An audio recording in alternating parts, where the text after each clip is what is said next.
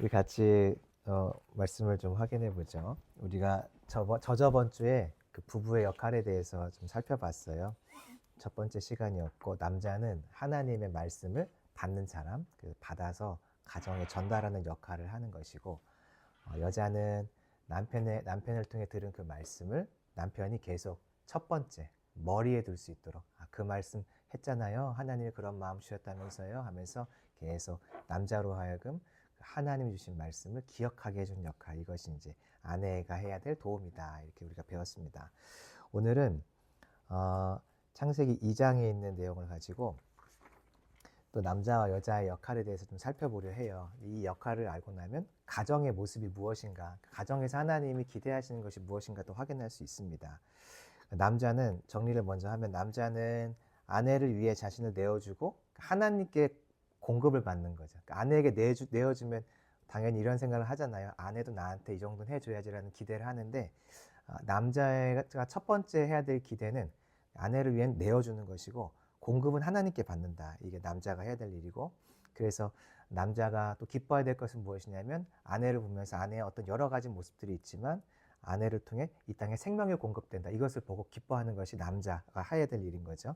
여자는 나를 통해서 하나님께서 생명을 세상에 공급하신다, 이게 나에게 주신 사명이다, 이것을 인식하고, 아내로서 가정에서 무엇을 기뻐하냐면, 지금 우리 가정에 하나님의 생명이 공급되고 있구나, 내 자녀에게, 또 우리 가정 안에 있는 모습 속에 하나님의 생명이 공급되고 있는 것을 보고 기뻐하는 것이고, 공급되지 않고 있다면 그것을 보면 안타까워하고 슬퍼할 수 있고 기도할 수 있는, 그것이 여자의 역할이다. 이 내용을 좀 보죠. 우리가 저번 주에 그 남자가 있는데 여인은 그 남자를 돕는 자로서 부르셨다고 했어요. 그럼 우리가 이제 생각할 때 남자에게 어떤 부족함들이 있어서 여자를 통해서 그 부족을 채워주는가 보다, 이렇게 생각을 할 수 있는데, 사실 성경을 보면은 아담은 완벽했어요. 아담은 부족함이 없었어요. 그것을 확인할 수 있는 것이 창세기 2장이에요. 자, 2장 20절을 살펴보죠. 돕는 자를 보내는 목적이 뭔가 꼭 부족해서가 아니라는 거죠. 자, 창세기 2장 20절 말씀 우리 한번 같이 읽어볼까요? 시작. 아담이 모든 가축과 공중의 새와 들의 모든 짐승에게 이름을 주리라. 아담이 돕는 배필이 없으므로. 아담이 이름 짓는 일을 했어요. 성경에 보니까 하나님께서 아브람에게 아브라함을 주시고 사레에게 사라를 주시고 야곱에게는 이스라엘을 주셨죠. 그러니까 하나님이 이름 주는 역할을 하셨어요. 그러니까 아담이 지금 이름을 짓는다는 이야기는 하나님의 하시는 그 일을 아담이 했다는 거예요. 하나님만이 하실 수 있는 일을 아담이 한 거예요. 우리가 자녀를 낳고 이름을 지어줄 때 얼마나 많은 고민을 해요. 누구한테 받아야 되는가? 아니면 내가 해야 되는가? 성경에 있는 단어를 쓸까? 한문을 쓸까? 여러 고민들을 하잖아요. 이름 짓는 건 아주 어려운 일이고, 이것은 하나님이 하실 수 있고 하나님이 하시는 일인데, 아담이 그 일을 했다고 성경에 나와 있어요. 그러니까 하나님이 하실 수 있는 일을 했으니까 엄청나게 잘하는 거죠. 특별한 사람인 것을 알 수가 있어요. 이름은요, 성경에서 나오는 이름은 내가 바라는 것을 붙여주는 것은 아니에요. 성경에서 이름은 그 사람을 향하신 하나님의 사명, 하나님의 부르심, 그리고 하나님이 그에게 주셨던 특징들을 정리해 주는 게 이름이에요. 정리해 주는 거. 동물들에게 이제 아담이 이름을 붙여줄 때, 너는 하나님이 이런 목적으로 지으셨어. 너의 어떤 털의 모습들, 너에게 주셨던 성향들, 이런 걸 보니까 너에게는 이런 특징들을 주셨어 해서 특징과 성향, 그리고 부르심들을 다 종합해서 그에게 이름을 붙여주는 거예요. 이걸 누가 할 수 있겠어요? 누가? 우리가 어떻게 이걸 하겠어요? 그러니까 엄청나게 특별한 일을 아담이 하고 있는 것을 보니까 아담이 뭔가 부족한 사람이 아니라는 것을 알 수 있어요. 이 어려운 일을 혼자서 지금 하고 있잖아요. 그런데 하나님 뭐라고 말씀하시냐면, 그런데 돕는 배필이 필요해 라고 말씀을 하세요. 그러면 이게 어떤 의미일까? 아니, 부족함이 없는 사람인데 왜 돕는 배필이 필요할까? 그러니까 이유는 무엇이냐면, 하나님의 첫 번째 명령 때문에 그래요. 생육과 번성, 땅을 정복하고 충만한 것은 아쉽지만, 아담이 특별하고 하나님의 능력을 갖고 있지만 이건 혼자 할 수가 없어요. 이거는 아내가 있어야만 생육과 번성과 땅을 정복하고 충만한 일이 가능해요. 정복하는 건 혼자 열심히 해볼 수 있겠지만, 여기서의 정복은 충만함과 함께 있는 정복이기 때문에, 충만하려면 결국 사람이 많아야 되는데 이 일을 아담이 혼자 못해요. 그러니까 하나님께서 아담이 부족해서 이 부족함을 채우라고 돕는 배필을 주신 것이 아니라, 하나님께서 갖고 계신 계획이 있는데 이 계획은 처음부터 아담이라는 한 사람으로 이루어지는 게 아니라 아담과 하와, 여인과 함께 연합함으로 하나님의 그 큰 계획이 이루어지도록 만들어 놓으신 것이에요. 이 계획을 이루려면 두 사람이 필요한 거예요. 그래서 하나님은 돕는 자를 붙이신다 이렇게 말씀하고 계세요. 이것을 아주 쉽게 이해하려면은 하나님, 예수님, 아버지 하나님, 예수님, 성령 하나님 생각하시면 돼요. 누구의 어떤 능력의 경중 때문에 누구는 이 역할 감당하신 것이 아니에요. 동등하세요. 그런데 각각 위격을 가지시고 아버지 하나님, 아들 하나님, 성령 하나님이 각각 구속의 역사를 이루어 가시죠. 누가 부족해서 채우려고 어떤 역할들을 맡으신 게 아니에요. 아담과 하와를 주시는 것, 아담에게 돕는 자를 주시는 것은 연합을 통해서만 하나님의 계획이 이루어질 수 있기 때문인 거죠. 그러면 하나님께서 이제 이 부부를 통해서 부부의 관계를 통해서 하나님 나라, 구속사를 이루어 가시는 것을 좀 살펴보죠. 먼저 배필을 만드는 과정이에요. 자, 2장 21절 말씀 읽어볼까요? 시작. 여호와 하나님이 아담을 깊이 잠들게 하시니 잠들매 그가 그 갈빗대 하나를 취하고 살로 대신 채우시고. 어떤 순서인가 봤더니 먼저 아담을 잠들게 하시고 두 번째는 갈빗대 하나를 취하셨어요. 갈빗대. 세 번째는 갈빗대가 빠졌으니까 빠진 자리에 뭔가를 넣어야 되잖아요. 그래서 세 번째는 살로 채웠다 이렇게 돼 있어요. 그래서 우리의 뱃살, 지방 이걸로 채운 의미도 되겠지만 이 살이란 뜻은요, 단어는요, 찾아보면은 즐거운, 좋은 소식이라는 뜻이 있어요. 그러니까 보세요. 갈비뼈가 빠졌다면 물론 하나님이 이제 아주 좋은 수술자여서 우리를 창조하셨기 때문에 가장 좋은 우리의 의사시죠. 그래서 아마 안 아프게 어떤 하나님의 방법을 이걸 빼셨을 거예요. 어쨌든 갈비뼈가 하나 빠졌으니까 여기에 허전함이 있을 것이고, 만약에 우리로 친다면 수술해서 뺐다면 잘랐다면 아픔이 있겠죠. 고통이 있겠죠. 그러니까 갈비뼈가 빠지는 것은 내어줌에 어떤 슬픔, 아픔, 허전함이 있을 수 있어요. 자, 그런데 여기에 주님이 살을 채웠다고 했어요. 빈자리니까 살로 채워야지 당연히 맞는데, 살이란 단어가 즐거운, 좋은 소식이라는 뜻이 있으니까 아담에게 반대로 채워진 것이 무엇이냐면 즐거움과 좋은 소식을 채우셨다 이렇게 볼 수 있어요. 그러니까 아내가 창조되면서 남편에게는 아픔과 고통이 올 줄 알았는데 반대로 즐거움과 좋은 소식이 채워진 거예요. 자, 그래서 남편이요, 이제 좀 이따 보면 아내를 하와를 만나게 되는데 하와를 만날 때 첫 마음이 무엇이냐면 좋다. 왜냐하면 아내가 생김으로 인해서 나에게 채워진 것은 즐거움과 좋은 소식이니까 아내를 볼 때 좋다. 뭔가 즐거운 소식이 찾아오는 것 같아 하며 기쁜 마음이 찾아오게 되는 거예요. 신기하죠? 내어줌이 있으면 우리에게 사실 슬픔이 있어요. 내어줌이 있으면 힘듦이 있어요. 오늘도 우리가 이 시간에 같이 모이려면 시간의 내어줌이 필요하잖아요. 차에서 많은 시간을 보내고 오면 마음에 불편함도 있고 이렇게 시간을 쏟아야 되나, 왜 이렇게 길이 막히지 않는 불편함이 있다. 뭔가 내어주는 것은 즐거움과 기쁨이기보단 사실은 조금 어려움과 힘듦과 피곤함이 될 수 있어요. 그런데 신기한 것은 여기서 하나님이 남편에게는 내어줌을 요청하셨고 결과적으로는 하나님의 즐거움을 채우셨어요. 이거 하나님이 채우신 거잖아요.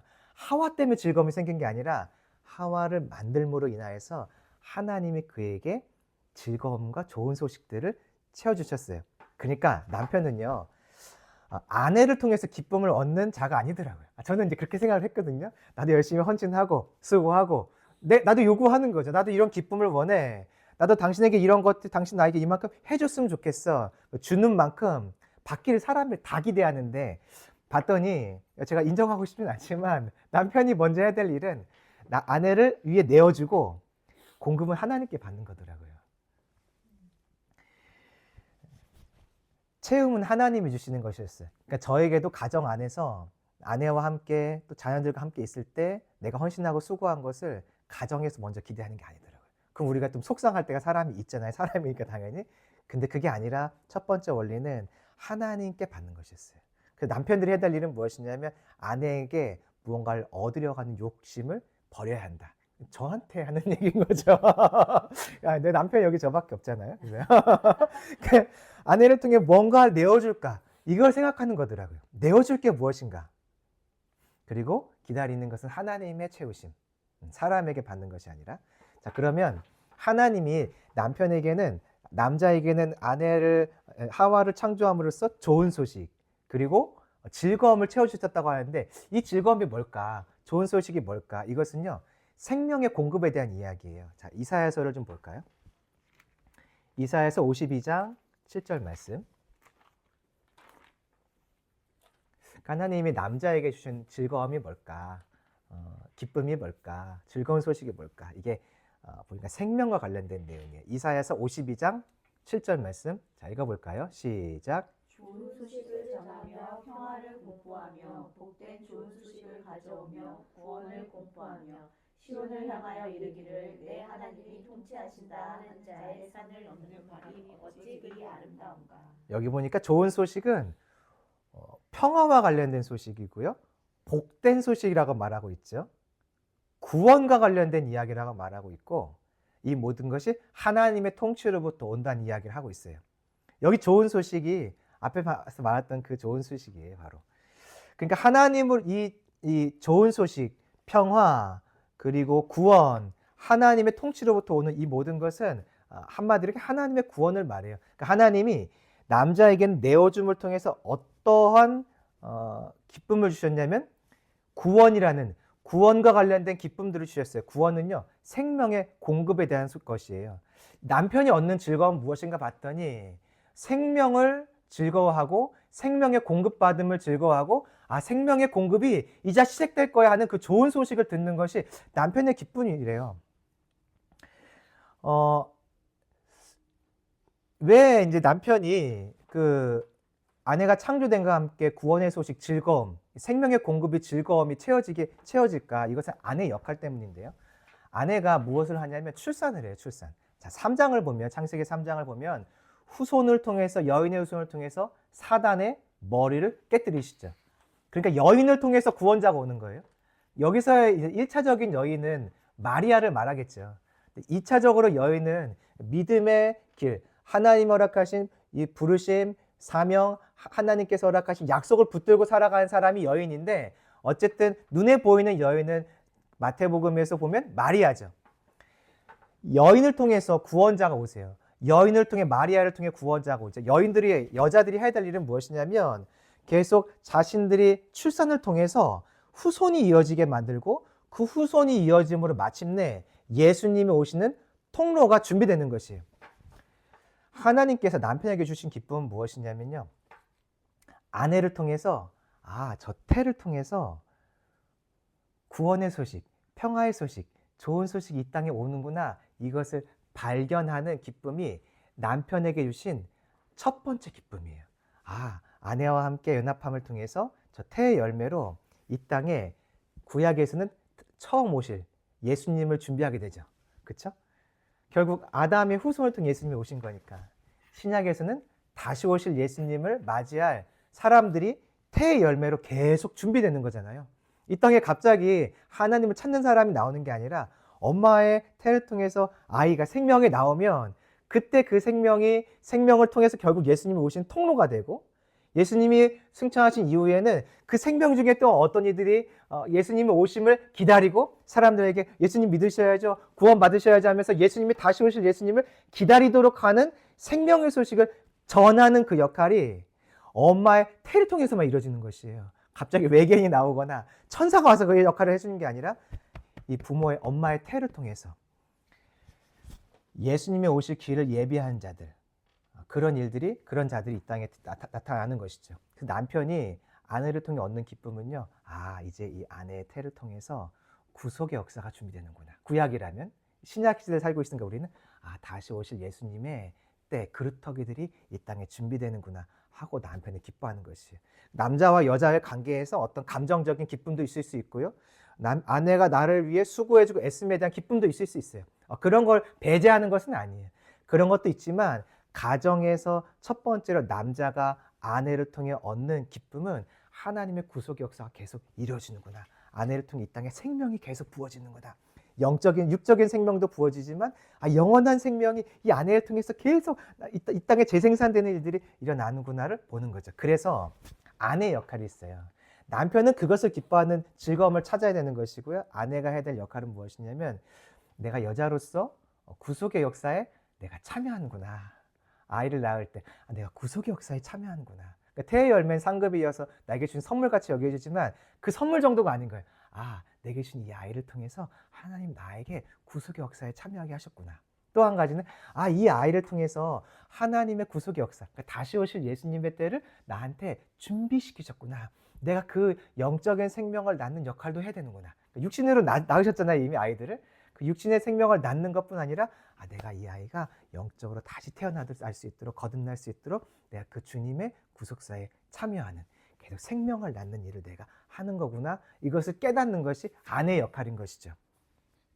그래서 육신의 자녀를 낳고서 계속 영적인 자녀들을 낳는 일을 우리가 하는 것입니다. 그러니까 가정은요, 첫 번째가 이거예요.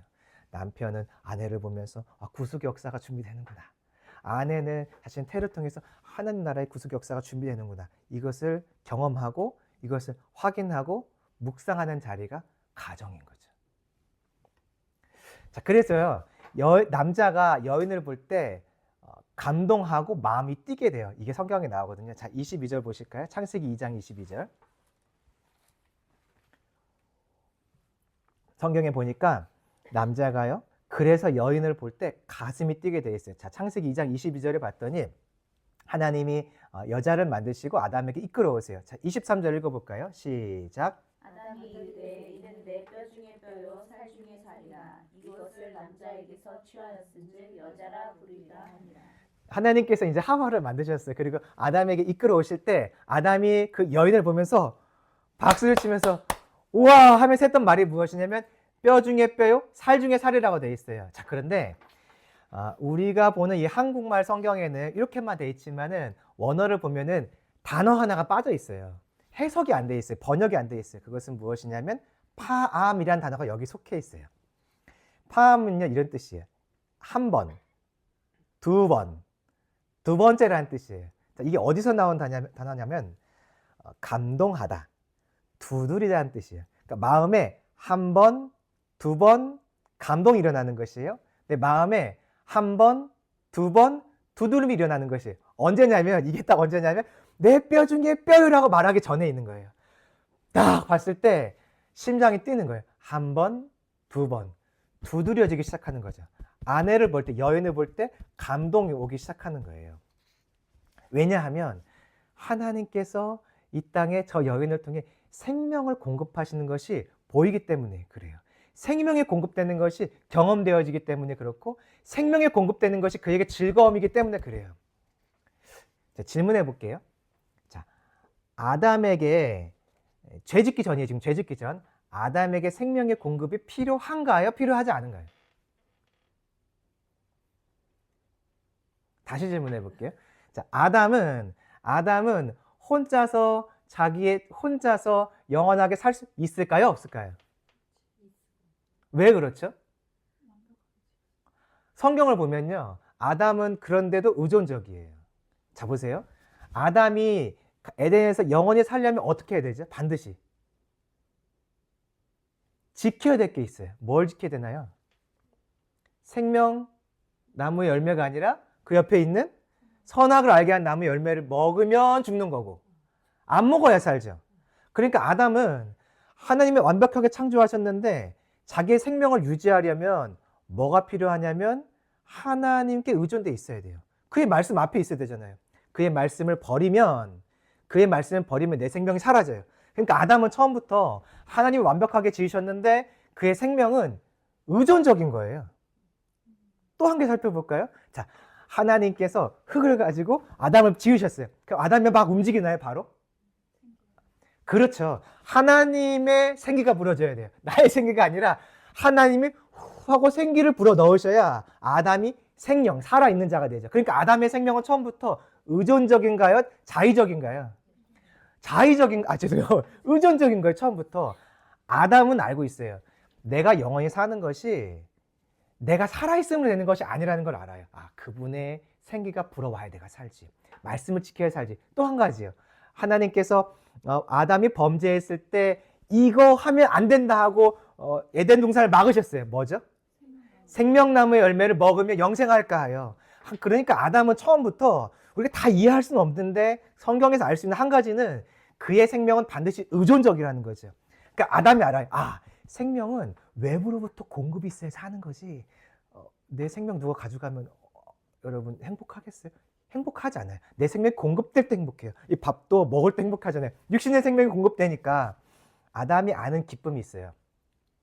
생명의 공급이 얼마나 즐거운지 알아요. 자기가 살아있으므로 그 기쁨이 무엇인지 알아요. 또 말씀대로 그 선을 알게 한 나무 열매를 먹고 안 먹음을 통해서 죽음이 뭔지 잘 모르는데, 뭔지 정확하게 모르지만 분명히 죽는 것이 있고 영원히 사는 것이 있기 때문에 내가 계속 이렇게 생명의 공급을 받으면서 살아가는 것이 기쁜 것이지 좋은 것이란 것을 알아요. 하나님이 너 죽는다 명해놨기 때문에 그거 알아요. 죽음과 생명이 다르다는 것을 알고 생명이 있는 것이 좋다는 것을 알아요. 자, 그런데 저 앞에 하나님이 여인을 끌고 오시는 것이에요. 그러면 아담의 눈에 뭐가 보이냐면 이미 즐거움이 채워졌잖아요. 어떤 즐거움이냐면 구원의 즐거움, 생명이 공급되는 즐거움. 저 아내를 통해서 이 땅에 하나님의 생명이 공급되어지는 것이 보이는 거예요. 아직은 범죄하기 전이기 때문에 아담이 이걸 다 알지 못했을 거예요. 예수 그리스도가 그의 태를 통해 온다는 것을 알지 못했을 거예요. 그러나 알고 있는 한 가지가 있어요. 생명의 공급이 얼마나 좋은 건지를 그 에덴에서 하나님과 교제하면서 누리고 있는 거죠. 누리고. 우리가 아파 보면 알잖아요. 일상의 삶이 이렇게 중요한 거구나. 일상에 이 살아있음, 건강함이 이렇게 중요한 거구나. 제가 이가 조금 아파봤더니 씹어먹는 것이 이렇게 행복한 건지 처음 알았어요.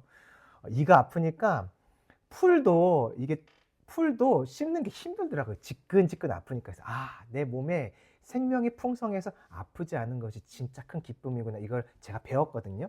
아담은 그 기쁨이 있어요. 생명의 공급이 얼마나 중요한지, 이것이 얼마나 기쁜지 알아요. 그래서 하와가 걸어올 때, 하나님이 이끄실 때 그 눈에 보이는 거예요. 생명의 공급, 저의 태를 통해서 이 땅의 생명의 공급, 생육과 번성이라는 생명의 공급, 계속해서 하나님을 예비하는 생명의 공급, 하나님을 찬양할 자들이 계속 태어나는구나 하는 그 생명의 공급이 보이니 그가 가슴이 뛰는 거예요. 쿵쾅. 근데 성경에 보니까 이 단어는 첫 번째라는 뜻도 있고 두 번째라는 뜻도 있어요. 두 번 쿵쾅 쿵쾅 가슴이 뛰는 것을 볼 수가 있죠. 아담에게 기쁨은 여인을 통해 생명이 공급되는구나, 우리 가정에 생명이 공급되는구나, 이 땅에 생명이 공급되는구나, 이것을 보는 거예요. 잠깐 정리하면 하나님이 남자에게 주신 것은요, 아내를 통해 생명 주시는 일이 계속 진행되는 것을 보는 즐거움인 거예요. 그래서 결혼하고 아이를 낳지 않으려고 하는 것은 이게 창조 질서에 그냥 위배되는 것이고요, 하나님이 원 가정에 허락하신 즐거움을 스스로 제거하는 일이에요. 다른 즐거움 때문에. 그러니까 둘이 삶의 즐거움이 있잖아요. 마음껏 여행하고. 저희는 아이가 4년 동안 없었기 때문에 마음껏 무언가를 할 수 있었어요. 그런 자유로움이 있는데, 그런 자유를 얻는 즐거움을 하나님이 원래 나에게 갈비뼈를 가져감으로 허락해 주신 원 즐거움을 우리가 배제하는 것, 이것은 사실 범죄인 거죠. 또 남자에게 주신 것은 무엇이냐면 생명은 나에게서 나오지 않고 어딘가에서 공급되는 것이구나, 이거를 배우는 것을 남자에게 주신 것이고요. 그 남편이 해야 될 것이 있어요. 점검할 것이 무엇이냐면 내가 아내를 왜 기뻐하는가예요. 저는 이제 이 말씀을 제가 준비하면서 내가 아내를 왜 기뻐했지라고 다시 한번 생각해 봤어요. 아내를 통해 기뻐해야 될 첫 번째는 내게 무엇을 잘해줘서가 아니더라고요. 이 아내를 통해 하나님이 계속 세상에 생명을 공급해서 하나님의 일을 하시는구나, 이것을 보는 것이 남편이 스스로 점검해야 될 나의 기쁨이에요. 또 아내가 어떤 일을 할 때 남편이 기뻐할까? 구속 역사를 이루어가는 것을 볼 때, 자녀들 믿음 안에 잘 키워가는 것을 볼 때 너무 멋지다, 너무 좋다고 기뻐할 수 있는 것이죠. 아내가 점검할 것이 있어요. 나는 출산을 통해서 구속 역사가 이루어지는 것을 기대하는가예요. 우리가 출산은 여러 가지 이유에서 하게 되는 것 같아요. 일단 둘이서만 있으면 적적해서 하는 사람도 있고, 나는 아이를 많이 낳고 싶어서 그냥 아이를 많이 낳는 사람도 있어요. 어떤 사람은 하나님 뜻 때문에 아이를 낳아야겠다 생각하는 사람도 있어요. 어떤 사람은 결혼했으면 아이를 낳아야지 생각하는 것도 있어요. 다 괜찮아요. 그러나 하나님이 첫 번째 요청하신 출산은 하나님의 생명이 땅에 공급되게 하는 것이죠. 그러니까 출산을 할 때 어떤 생각을 했지? 내가 아이를 왜 낳으려고 했지? 이것을 한번 점검해 볼 필요가 있죠. 두 번째, 아내가 해야 될 점검이 있는데요. 나는 가정에서 언제 기뻐하는가예요. 내가 구속 역사에 참여하고 있을 때 기뻐하는가. 특별히 자녀를 보면서 자녀가 뭔가를 할 때 우리가 기뻐하는데 어떨 때 내가 제일 기뻐하는가 점검해 봐야 되죠. 왜냐하면 하나님은 내 자녀에게도 나를 통해서 구속 역사에 그 생명을 부어주는 것을 원하셔서 내 태를 주신 것이고 내 자녀를 주신 것인데, 내가 그런 거 관계없이 아이가 그냥 세상에서 뭔가 잘하고 세상에서 어떤 내가 갖고 있는 세상의 기준으로 아이가 뭔가 잘 될 때 내가 기뻐하고만 있다면 난 좀 점검이 필요한 상태인 거예요. 왜냐하면 내가 기뻐하는 기쁨이 하나님 나라와 별로 관계없는 것일 수 있어서 그렇죠. 그래서 남편과 아내가 이 역할을 제대로 하면요, 남편은 아내를 항상 섬기겠죠. 그리고 별로 기대하지 않는 거예요. 공급받는 것을. 그 아내 입장에서 되게 편하시겠죠. 그러니까 아내는 또한 남편을 에베소서에 있는 것처럼 머리로 두고 섬기시는 거죠. 그게 그냥 나온 섬김이 아니더라고요. 남편은 예수님처럼 내어주고 바라지 않는 것. 저한테 계속 하는 이야기입니다. 바라지 않는 거, 바라지 않고, 아내는 그렇기 때문에 남편을 더 열심히 사랑해주고 그리고 머리로 두고 그의 말을 따라가는 것. 그때 이 상태를 2장 24절 이렇게 말해요. 읽어보실까요? 시작. 이러므로 남자가 부모를 떠나 그의 아내와 합하여 둘이 한 몸을 이룰지로다. 이것을 연합이라고 말하고 한 몸을 이루었다라고 말하는 거죠. 구속의 역사로 인해서 생명의 공급됨을 즐거워하고 그것을 이 땅에 나타내는 것, 이것이 연합인 거죠. 자, 이때 남녀의 상황을 좀 볼게요. 2장 25절 읽어보겠습니다. 시작. 아담과 그의 아내 두 사람이 벌거벗었으나 부끄러워하지 아니하니라. 여기 보니까 이제 벗었으나 부끄러워하지 않는다라고 말하고 있어요. 이 벗었다는 단어라고 우리 생각할 때 옷을 입지 않은 상태, 그러니까 외적인 것을 보통 생각을 하는데요. 이 단어가 어디서부터 나왔냐면 매우 조심하다, 의논하다, 신중하다, 교활하다, 이런 것과 관련이 있어요. 그러니까 마음에서 나오는 어떤 외적으로 나온 것을 평가할 때, 아, 저건 교활해, 저건 슬기로워, 저건 지혜로워 라고 말할 때 이 벗었다라는 단어가 쓰여요. 이 단어가 어디에 쓰였냐면은 뱀에게 쓰였어요. 뱀이 성경에 보니까 지혜롭다고 되어 있어요. 그치? 지혜롭다고도 되어 있고 구약에서는 슬기롭다고 되어 있어요. 이 뱀을 간교하다고 또 말하고 있죠. 간교하면 어디서 나오는 거냐면 말이나 어떤 행동으로 나오는 건데 사실은 마음에서 나오는 거잖아요. 우리가 저서 너 참 악하다 할 때 행동을 보고 말하지만 마음이 악한 것을 우리가 표현하는 거잖아요. 벌거벗었다라는 단어가 우리가 볼 때는 겉의 모습을 말하는 것 같은데 속에 있는 것이 바깥으로 표출된 상태를 말해요. 자, 아담과 하와가 벌거벗었어요. 속에 있는 것이 겉으로 표출돼요. 자, 이때 죄가 있나요, 없나요? 죄가 없어요. 그럼 속에 있는 게 막 나와요. 자, 다른 사람과 관계에서 내 속에 있는 걸 들키면 여러분은 어떠세요? 부끄러우세요? 안 부끄러우세요? 부끄럽죠. 저도 부끄러워요. 제 안에 있는 모습이 막 드러나면 부끄러워요. 어제 저녁에 같이 아이들이랑 밥 먹다가 떡갈비를 가지고 첫째와 싸웠어요. 그래서 너 먹지 마라. 제가 먹지 마라. 내가 다 먹는다. 이러면서 제가 싸웠단 말이에요. 내 안에 있는 그 모습이 이렇게 다 드러났을 때 너무 부끄러운 거예요. 내가 얘랑 나이 차이가 몇 살인데 떡갈비를 갖고 누가 더 먹는 것 같고 제가 정말 싸웠거든요. 주아가 울었어요. 그래서 너무 그 부끄러움에 아무 말 없이 밥을 먹었어요. 내 안에 있는 것이 드러난 상태가 뭐냐면 벌거벗은 상태예요. 그때 부끄럽지 않을 수가 있어요. 언제 그러냐면 죄가 없을 때예요. 그럼 반대로요. 자, 범죄했죠. 그때 남편과 아내가 벌거벗었어요. 이것을 봤어요. 그때 부끄러웠어요. 왜 그렇죠? 그렇죠. 남편은 아내를 볼 때 저 여인이, 아내는 남편을 볼 때 자기가 주님께 말씀 들었으면서, 이 행동에 나오는 그 죄가 보여진 상태가 발가벗겨진 상태예요. 그때 부끄러움이 찾아오는 거죠. 이 부끄러움은 실망하다는 뜻이 있어요. 여러분 어떠세요? 남편에게, 아내에게 어떤 속마음이 다 나왔을 때 실망스럽잖아요. 다 보일 때. 실망스럽다. 결혼하기 전에는 좋은데 결혼하고 나서 가까이서 보면 실망스러워요. 부끄럽다는 얘기가 실망했다는 뜻도 있어요. 처음에 안 실망한 상태인 거죠. 그런데 범죄하고 죄가 들어오면 그때부터는 실망하는 상태가 되는 것이에요. 그래서 처음에 아담과 하와의 상태는 서로 볼 때 너무 좋고 죄가 없는 상태이기 때문에 너무 아름답고 또 하나님의 생명이 이어지는 것을, 생명이 이 땅에 공급되는 것을 보고 즐거워하는 이 기쁨이 있었던 거죠. 지금은요, 그게 없어진 것 같아요. 죄가 들어왔기 때문에 그렇죠. 이런 생명이 태어나고 생명이 이 땅에 공급되는, 나를 통해 하나님 나라가 이루어진다. 예수 그리스도가 오셨다. 그리고 나를 통해 예수 그리스도가 다시 오신다라고 하는 그런 즐거움이 가정 안에 많이 상실된 것 같아요. 오늘 저희가 기도할 때 이런 본질적인 가정의 모습들이 회복되기를 좀 같이 기도했으면 좋겠습니다. 기도 제목을 먼저 우리 같이 나누고 기도하시죠.